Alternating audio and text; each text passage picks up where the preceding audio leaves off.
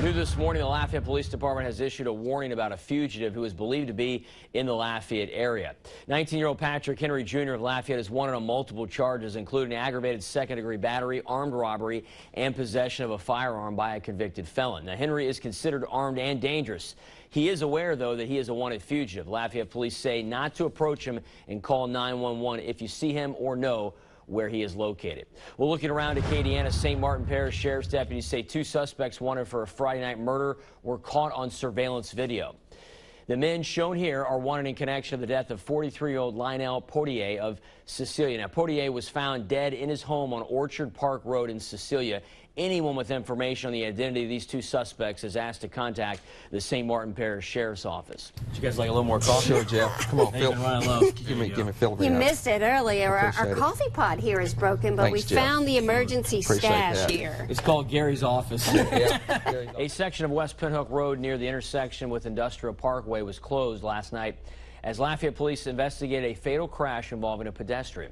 Now, authorities say the roadway was expected to be closed for the remainder of the night. It should now be open to motorists this morning. Lafayette police could only provide a few details about the crash due to the early stages of the investigation. The crash happened just before 6:30 p.m. when a single vehicle struck a pedestrian. News 10 will update this story when more information comes into the newsroom.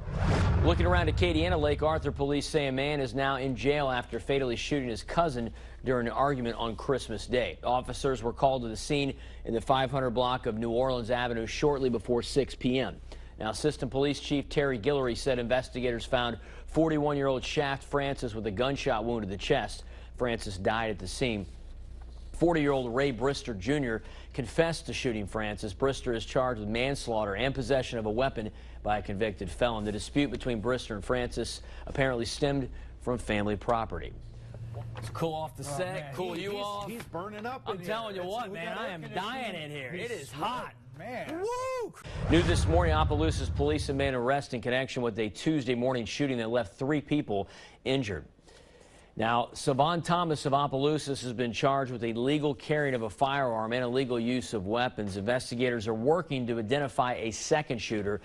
Officers say 3 men were shot just before 2:30 Tuesday morning between the Walmart and Waffle House on Crestwell Lane. Opelousas Police Chief Donald Thompson says at least 14 shots were fired. The motive is still unclear at this time. In Acadiana, the body found burned in a car in a Youngsville sugarcane field last week has now been officially identified. He's been identified as 81-year-old Lester David.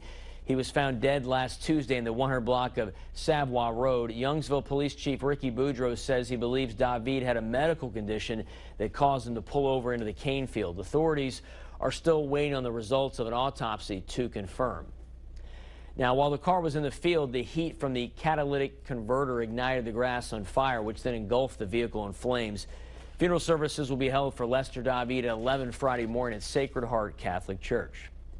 The St. Mary Parish Coroner's Office has confirmed the identity of a body found on December 18th inside of a car in the city of Baldwin.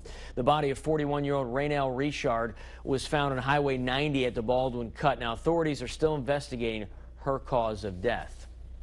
The Acadia Parish Sheriff's Office is looking for burglary suspects in Rain. The burglary happened in the 200 block of Secretariat Lane between December 16th and the 20th.